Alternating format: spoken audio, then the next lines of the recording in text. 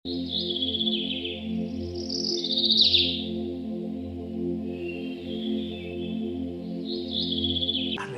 மட்டாய் தண்டிக்க வேண்டாம்னு சொல்லப்பா, எங்களை தண்டிங்கப்பா, நான் செஞ்சது தப்பு தான்ப்பா, எங்களை அடிச்சுக்கோங்கப்பா, ஆனாலும் இல்லாமல் ஆக்கிறாதீங்கப்பா, நாங்கள் உண்மை தான் நம்பி இருக்கிறோம் சொல்லுவாயா? நீ நீ நீ அனுபவிக்கிறதான பாடுகளுக்கான காரணம் நியாயம் என்று ஒத்துக்கொள்வாயானால். நம்ம அநேக நேரம் அநியாயமாக தண்டிக்கப்படுறோம்ல சொல்கிறோம், அநியாயமாக தண்டிக்கப்படுறோன்னு சொல்கிறோமே, அநியாயமாக நாங்கள் ஸ்தோத்திரம் தாக்கப்படுகிறோன்னு சொல்கிறோமே, அநியாயமாய் கர்த்தர்களை உபத்திரப்படுத்தினார் சொல்கிறோமே, அநியாயமாய் கர்த்தர் ஏன் எங்களை ஸ்தோத்திரம் இந்த நிந்தைக்கும் அவமானத்துக்கும் எங்களை ஒப்புக் கொடுத்தார், அநியாயமாய் ஒப்பு கொடுக்கப்பட்டதா சொல்கிறார். இல்லை, இவைகள் எங்களுடையதான கிரியைகளுக்கு தக்க பலன்தான் என்று நீ ஒத்துக்கொள்வாயானால், உன் தவறுகளை நீ நியாயப்படுத்தாமல் அவைகளை ஒத்துக்கொண்டு மனஸ்தாபப்பட்டு மனம் திரும்பி சரியானதை செய்வாயானால், கர்த்தர் மறுபடியும் உங்கள் வாசஸ்தலத்தை புதிதாக்குவார், மறுபடியும் உங்களை கட்டுவிப்பார். இதை செய்யறதுக்கு உங்களை உணர வைப்பதற்குத்தான் இந்த தண்டனையை தவிர நீங்கள் உலர்ந்து போவதற்கு அல்ல. மலைகள் விலகினாலும் பர்வதங்கள் நிலைபெயர்ந்தாலும் கிருபை விலகாது, சமாதானம் நிலை பெயராது. மலைகள் விலகினாலும் கிருபை விலகாதையா, கிருபை விலகாதையா, இசையாவும் கிருபை விலகாதையா, கிருபை விலகாதையா. கர்த்தருடைய பரிசுத்த நாமத்திற்கு மகிமை உண்டாவதாக. ஆண்டவராகிய இயேசு கிறிஸ்துவின் நாமத்தில் உங்களை வரவேற்கிறேன். எரேமியா 10. இப்போ தேவனுக்கும் விக்கிரகத்துக்கும் உள்ள பெரிய வித்தியாசத்தை நம்ம இங்கே பார்க்கலாம்.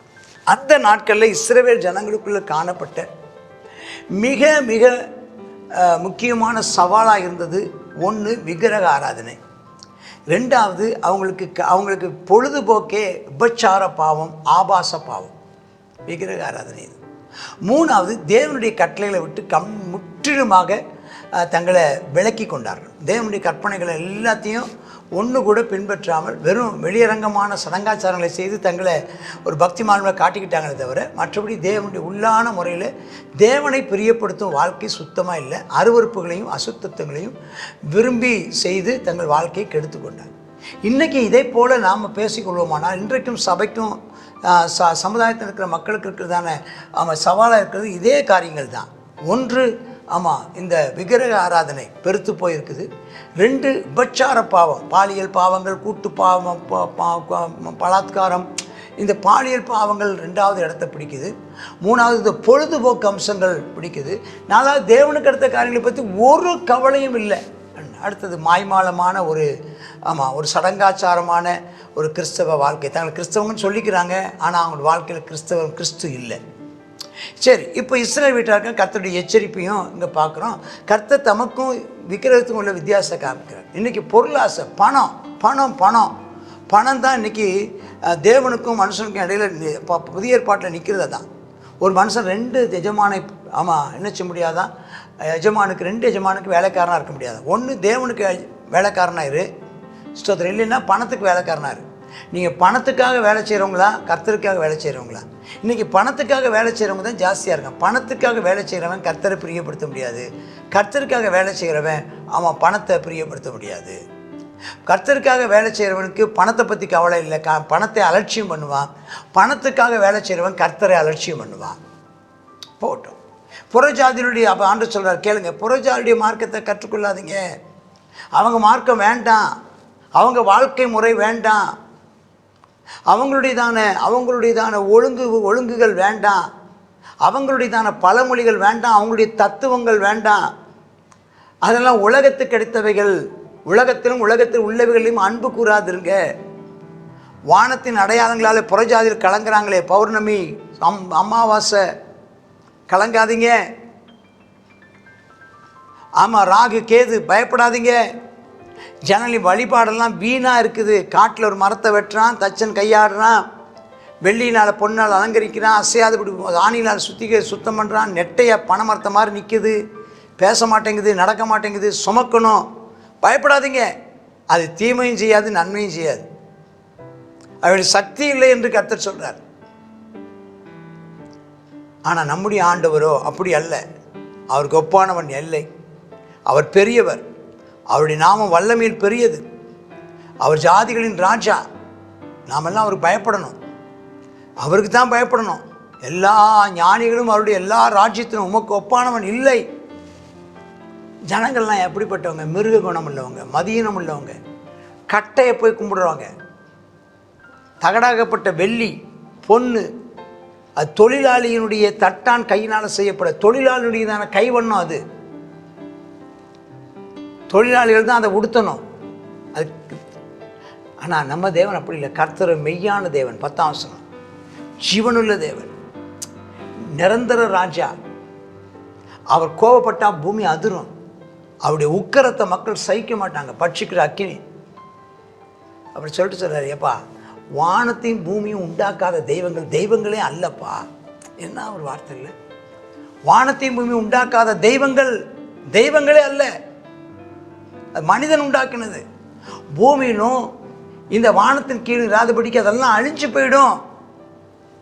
ஆனால் நம்முடைய தேவனோ பூமியையும் தம்முடைய வல்லமையினால் உண்டாக்கின பூமியவே உண்டாக்கினவர் நம்முடைய தேவன்.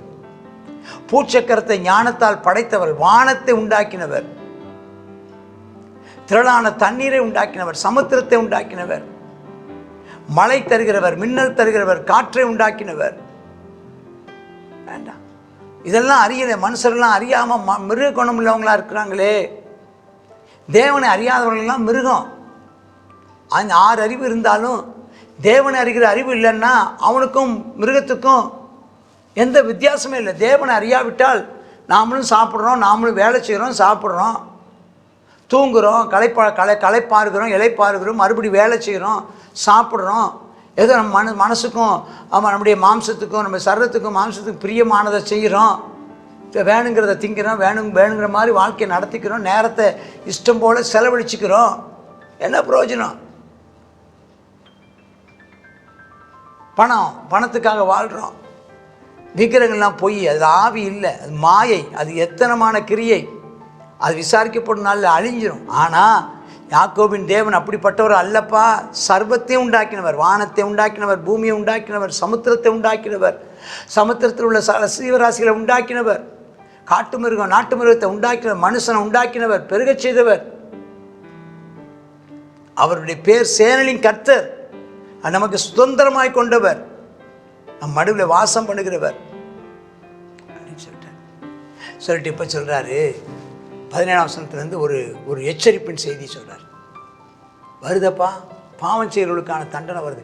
நிறைய பேர் இன்றைக்கி ரொம்ப துணிச்சலாக இருக்கிறாங்க. பாவத்தை பற்றி கண்டுக்கவே இல்லை. யார் எங்களை தண்டிப்பவர்? யார் எங்களை கண்டுபிடிப்பவன்? யார் எங்களை தண்டிக்கிறவன்? யார்? இந்த உலகத்தில் எங்களை தப்புன்னு சொல்கிறவன் யார் இருக்கா? எங்களை நியாயம் தீர்ப்பதற்கு இந்த உலகத்தில் எவன் இருக்கிறான்? நாங்கள் வாழ்வோம், நாங்கள் பேசுவோம், நாங்கள் செயல்படுவோம். எங்களை கண்டிப்பதற்கு யார் உண்டு? தண்டிப்பதற்கு யார் உண்டு? எங்களை ஒழுங்குபடுத்துறதுக்கு ஒரு ஆள் உண்டா? அரண் இல்லை. அரண்னா என்ன இடத்துல? பாதுகாப்பான இடத்துல குடியிருக்கிறவளே, உன் பொருட்கள் எல்லாம் சேர்த்துக்கோப்பா. நான் இந்த முறை தேசத்தின் குடிகளை கவன் கொண்டு தனித்தனியாக கல்லறிவுங்கிறார். கவன் என்ன? ஒவ்வொருத்தராக குறி வச்சு ஒவ்வொருத்தராக நினச்சி வரான், தாக்குவாரான். அது கண்டு உணரும்படி நெருக்கம் உண்டாக்குவேன். இப்போ மாதிரி உணர்ந்துக்கோ என்னுடைய பலனை. நான் நொறுக்கப்பட்டேன், காயம் கொடிதாக இருக்குங்கிற, நான் சகிக்க வேண்டிய நோயின்னு சொல்லுவேன். கூடாரம் அழிஞ்சு போச்சு, கயிறெல்லாம் அறுப்புண்டு போச்சு, பிள்ளைகள் விட்டு போயிட்டாங்க, கூடாரத்தை விரித்து தூக்கு கட்டுவார் இல்லை. மேய்ப்பர்கள் மிருக குணம் உள்ளவன் ஆயிட்டான். கர்த்தரை தேடலை, காரியம் வாய்க்காமல் போய் மந்தையெல்லாம் சிதறடிக்கப்பட்டுருச்சு. சுயநலம், அவன் தன்னை காத்துக்கொள்வதற்கு ஓடுறான். யூதாவின் பட்டணங்கள் பாலா போச்சு, வலு சர்ப்பங்களின் தாபர ஸ்தலமாக போச்சு. வடக்கே இருந்து கொந்தளிப்பு வருது. 23 சொல்கிறார் யார்? நம்ம எரேமியா சொல்கிறார், அப்பா கர்த்தாவே, மனுஷனுடைய வழி அவனால் ஆகிறது இல்லைப்பா, தன்னை நடத்துகிறனால ஆகிறது இல்லைப்பா, நீங்கள் தான் எல்லாப்பா, நீங்கள் தான் எல்லாம். கர்த்தாவே என்னை தண்டிங்கப்பா, நான் செஞ்ச தப்பு தான்ப்பா, ஆனால் நான் அவமா போகாதபடிக்கு இயேசுவே நான் இல்லாமல் போகாதபடிக்கு இப்படி கோபத்தில் இல்லை, மட்டாய் தண்டிங்கப்பா. அறியாத ஜாதிகள் மேலும் இது நாமத்தை தொழுது கொள்ளாத வம்சங்கள் மேலும் உம்முடைய உக்கிரத்தை ஊற்றி விடுங்கப்பா. அவங்க யாக்கோபை பட்சிக்கிறாங்களே, அவனை நிர்மூலமாக்குறாங்களே, வாசஸ்தலத்தை பாழாக்குறாங்களே, எங்களை மட்டாய் தண்டிக்க வேண்டாம்னு சொல்லப்பா. எங்களை தண்டிங்கப்பா, நான் செஞ்சது தப்பு தான், இப்போ எங்களை அடிச்சுக்கோங்கப்பா, ஆனாலும் இல்லாமல் ஆக்கிறாதீங்கப்பா, நாங்கள் உண்மை தான் நம்பி இருக்கிறோம் சொல்லுவாயா? நீ நீ நீ அனுபவிக்கிறதான பாடுகளுக்கான காரணம் நியாயம் என்று ஒத்துக்கொள்வாயானால். நம்ம அநேக நேரம் அநியாயமாக தண்டிக்கப்படுறோம்ல சொல்கிறோம், அநியாயமாக தண்டிக்கப்படுறோன்னு சொல்கிறோமே, அநியாயமாக நாங்கள் ஆமாம் ஸ்தோத்திரம் தாக்கப்படுகிறோன்னு சொல்கிறோமே, அநியாயமாய் கர்த்தர்களை உபத்திரப்படுத்தினார் சொல்கிறோமே, அநியாயமாய் கர்த்தர் ஏன் எங்களை ஆமாம் ஸ்தோத்திரம் இந்த நிந்தைக்கும் அவமானத்துக்கும் எங்களை ஒப்பு கொடுத்தார், அநியாயமாய் ஒப்பு கொடுக்கப்பட்டதா சொல்கிறார். இல்லை, இவைகள் எங்களுடையதான கிரியைகளுக்கு தக்க பலன்தான் என்று நீ ஒத்துக்கொள்வாயானால், உன் தவறுகளை நீ நியாயப்படுத்தாமல் அவைகளை ஒத்துக்கொண்டு மனஸ்தாபப்பட்டு மனம் திரும்பி சரியானதை செய்வாயானால் கர்த்தர் மறுபடியும் உங்கள் வாசஸ்தலத்தை புதிதாக்குவார், மறுபடியும் உங்களை கட்டுவிப்பார். இதை செய்கிறதுக்கு உங்களை உணர வைப்பதற்குத்தான் இந்த தண்டனையை தவிர நீங்கள் உலர்ந்து போவதற்கு அல்ல. நீங்கள் கூட்டி சேர்க்கப்படுவதற்குத்தான் தண்டனையை தவிர நீங்கள் சிதறி விலகி போவதற்கல்ல. கர்த்தர் உன்னோடு கூட இருக்கிறார், அவரை பற்றிக்கொள், பிடித்துக்கொள். கர்த்தர் உன்னை ஆசீர்வதிப்பாராக. ஆமேன், ஆமேன். God bless you. எரேமியா 10வது அதிகாரம். புறஜாதிகளுடைய மார்க்கத்தை கற்றுக்கொள்ளாதீர்கள். அவங்க என்ன செய்கிறாங்க? அவங்க விக்கிரக ஆராதனை பண்ணுறாங்க. அது மாத்திரம் அவங்க என்ன செய்கிறாங்கன்னா வானத்தின் அடையாளங்களாலே சோர்ந்து போகிறார்கள், கலங்குகிறார்கள். ஆனால் அப்படிப்பட்ட காரியங்கள் வேண்டாம், நீங்கள் பயப்படாதீங்க, நீங்கள் கர்த்தரை சார்ந்து கொள்ளுங்க அப்படின்னு சொல்லி. ஆனால் அவங்க புறஜாதிகளுடையதான அவங்களுடைய தெய்வங்கள் என்னது? அது அவங்க விக்கிரகங்கள், அது அவைகள் மரத்தினால் செய்யப்பட்டது, அவைகள் நெட்டையாக நிற்குது, அவைகளால் என்ன செய்ய முடியாது. அந்த பிரஜாதிகள் பின்பற்றுகிறதான அந்த தெய்வங்கள் என்ன செய்யாது? அவங்க வாயிருந்து பேசாது, அவங்க என்ன செய்ய மாட்டாங்க. அது நடக்குமா? நடக்காது. அது ஆணி வச்சு என்ன செய்வாங்க? ஸ்ட்ராங்காக அரைஞ்சி நிற்க வச்சுருக்குறாங்க. அவங்க அதுகள் அவைகள் மற்றவர்களை சுமக்காது. அந்த விக்கிரகத்தை மனுஷன்தான் என்ன செய்யணும்? சுமக்கணும். ஆனால் கர்த்தரோ நம்மை சுமந்து செல்கிறவர், நம்முடைய பாரங்களை சுமக்கிறவர். வருத்தப்பட்டு பாரம் சுமக்கிறவர்கள் எல்லாரும் என்னிடத்தில் வாருங்கள், நான் உங்களுக்கு இளைப்பாறுதலை தருவேன் என்று சொல்லி நம்முடைய பாரத்தை சுமக்கிறதான தெய்வம் அப்படின்னு சொல்லி என்ன செய்கிறார்? கர்த்தர் சொல்லுகிறார். அந்த கர்த்தருடையதான தன்மை என்ன? அவர் பெரியவர், கர்த்தர் மிகவும் வல்லமை உள்ளவர், அவர் மெய்யான தேவன், வானத்தையும் பூமியையும் படைத்தவர், அவர் ஜீவன் உள்ளவர், நித்திய ராஜா. அவருடைய கோபம் பூமியை என்ன செய்யுமா? அதிரச் செய்யுமா? அவருடைய உக்கரத்தினால ஜாதிகள் என்ன செய்வாங்க? சங்கரிக்கப்படுவாங்க. கர்த்தர் என்ன செய்கிறாரு? உண்மையான அவன் தேவனாக நம்முடைய மத்தியில் இருக்கிறார். ஆகையினால நம்ம என்ன செய்வோம்? சரியான தேவனை நம்ம ஆராதிப்போம். நம்ம இப்படிப்பட்டதான ஜனங்களுக்கு பயந்து, அந்த பிசாசுகளுக்கு பயந்து அவைகளை சேவிக்காதபடிக்கு நம்மை தேவனுக்கு அவன் முற்றிலும் ஒப்பு கொடுப்போமா? கர்த்தாவே உமக்கு நன்றி இயேசப்பா, ஸ்தோத்திர ஆண்டவரே. இந்த நாளிலும் ஆமேனப்பா, நீரோ சர்வ வல்லமையுள்ள தேவனப்பா, ஆமே, நீ மிகவும் வல்லமையுள்ளவரப்பா, நீ மெய்யான தேவனப்பா, நீ ஜீவனுள்ளவர், நித்திய ராஜாப்பா. தகப்பனே ஸ்தோத்திரம் அப்பா, ஆமேனப்பா, ஸ்தோத்திரம் ஸ்தோத்திரம். முடியதான உக்கிரத்தை இந்த ஜாதிகளால் ஆமேன் சகிக்க முடியாதப்பா. நீர் கத்தா மிகவும் பயங்கரமான பராக்கிரமசாலியாக இருக்கிறீர் ஆண்டவரே. கத்தாவே, நீரே வானத்தையும் பூமியும் கத்தா அண்ட சராசரத்தை அகலத்தையும் படைத்து காப்பாற்றி அவைகள் மேல் ஆளுகை செய்கிற கர்த்தராக இருக்கிறீரப்பா. தேவனே, இந்த நாளில் அப்பா, அந்த எங்களுடையதான ஜனங்களுடையதான பாவத்தின் நிமித்தமாய் நீர் கத்தாவே அப்பா ஆமேனப்பா எங்களை தண்டியாதிரும் ஆண்டவரே. எங்களை கத்தாவை தண்டியும், ஆனால் மட்டாய் தண்டியும் ஆண்டவரே. அப்பா ஸ்தோத்திர ஆண்டவரே. உம்முடைய கோபத்தினால் அல்ல ஆண்டவரே. அப்பா தேவனே, உம்முடைய இரக்கத்தினால் எங்களை கத்தாவை சேர்த்து கொள்ள வேண்டும் என்று சொல்லி இந்த நாளில் நாங்கள் கெஞ்சி மன்றாடி கேட்டுக்கொள்கிறோம். அப்பா தேவனே, கத்தாவை உம்முடையதான கோபம் உமது கத்தாவை உம்மை அறியாத ஆமேனப்பா உம்மை தொழுது கொள்ளாத ஜனங்கள் மேலே உம்முடைய உக்கிரத்தையும் ஊற்றிவிட வேண்டுமாய் ஜெபிக்கிறோம். கத்தாவே, அவர்கள் தான் கத்தாவே யாக்கோபு உம்முடைய ஜனங்களை பட்சிக்கிறார்களே அப்பா. கத்தாவே ஸ்தோத்திரப்பா. ஆமேன். நீரா கத்தாவே அப்பா யாக்கோபுதான ஜனங்களை ஆமேனப்பா பாழாக்குகிறார்கள், அவருடைய வாசஸ்தலங்களை அழித்து போடுகிறார்களே ஆண்டவரே. தேவனே ஸ்தோத்திரம். உடைய கோபாக்கினை எங்கள் மேல் அல்ல அப்பா. ஸ்தோத்திரம். அறியாத உமக்கு துரோகம் பண்ணுகிற உம்முடைய பிள்ளைகளுக்கு துரோகம் பண்ணுகிற மேலே இருக்கட்டும். உம்முடைய பிள்ளைகளுக்கு இரக்கம் பாராட்ட வேண்டும் என்று இந்த வேளை ஜெபிக்கிறோம். இயேசுவின் நாமத்தில் ஜெபிக்கிறோம் எங்கள் நல்ல பிதாவே. ஆமேன். ஆமென்.